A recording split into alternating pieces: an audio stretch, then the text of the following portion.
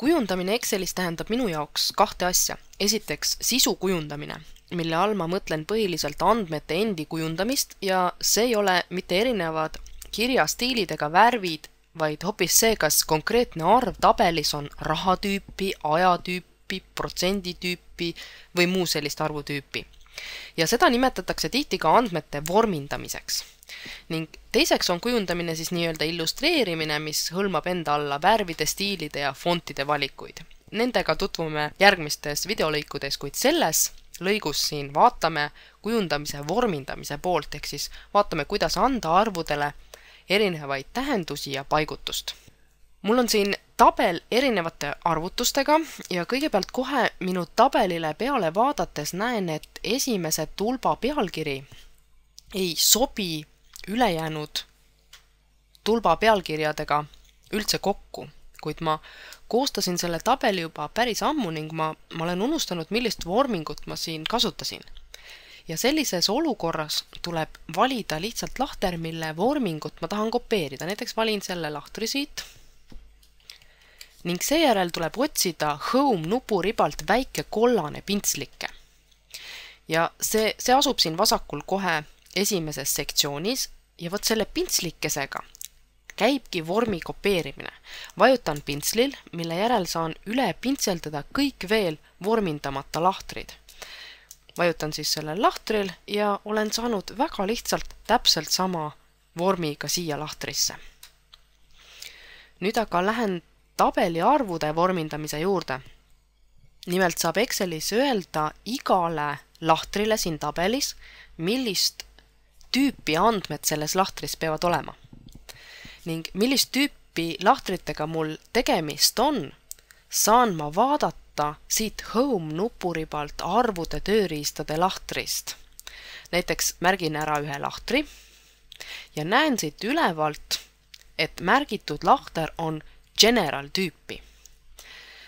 Märgistan ära näiteks suurema hulga lahtreid ja ikka ütleb see silt siin üleval, et tegemist on General tüübiga.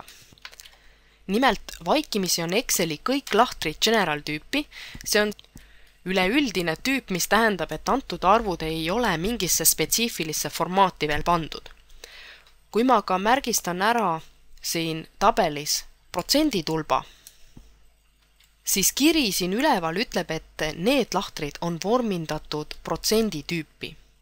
Mida see tähendab? See tähendab lihtsalt seda, et nendes lahtrites olevad arvud korrutab Excel alati 100-ga ja lisab juurde protsendimärgi ja see on kõik.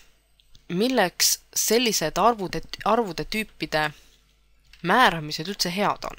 Kas ma ei võiks näiteks iga protsendimärgi ise lisada ja arvud 100-ga korrutada? Ja selle selgitamiseks ma teen läbi mõned näited.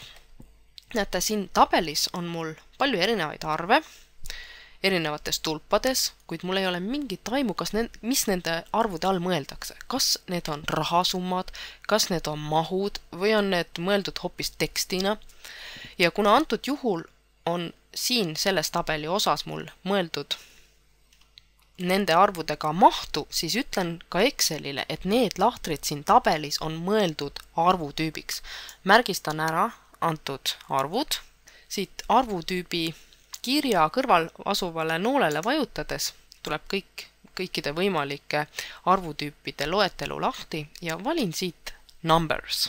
Nüüd need arvud, mis mul on märgitud, on arvutüüpi ja lisaks sellele, et on ilmunud juurde komakohad, ma võiksin tahta ju, et ka tuhandelised oleksid ülejäänud arvu osast eraldatud väikese vahega, nagu Eestis arvude kirjutamisel ikka kombeks. Ja selleks on siin numbers tööriistade grupis üks selline väikene nupp, millel on koma peale joonistatud. See koma tuleb nüüd sellest, et Ameerikas eraldatakse tuhandelised komaga ja sellepärast ka see koma pilt seal. Ja nii et vajutame lihtsalt selle koma peale ja ilmusidki siin tuhandeliste ja sajaliste vahele väikesed tühikud. Kuna need komakohad mul on aga üsna mõttetud siin parasjagu, siis ma võiksin need siit ära võtta komakoha nihutamise nuppudega. Eemaldan komakohad ja tulemus on minu meelest palju loetavam, kui oli see enne. Ja pane tähele, ka see arvutüüp muutus mul nüüd enam ei ole mul siin number, vaid on custom, mis siis tähendab, et ma olen selle tüübi nüüd kohandanud enda soovide järgi. Või jällegi vaatame tulutüüpi. Nii, tulutüüp on mul see viimane tulp siin ja mul ei ole siia peale vaadates mingit aimu, et millega siin tulbas on tegemist, kas kroonide, eurode või mis iganes arvud need võivad siin mul olla. Selleks jällegi märgin ära antud tulba ja valin nüüd siit raha nupu alt eurod. Kuna meil on üleminek eurole toimunud, siis tuleb valida nüüd kroonide asemel eurod. Ja jällegi komakohad on antud juhul üsna ülearused, võtan komakohad ära ja tulemus on minu meelest palju parem.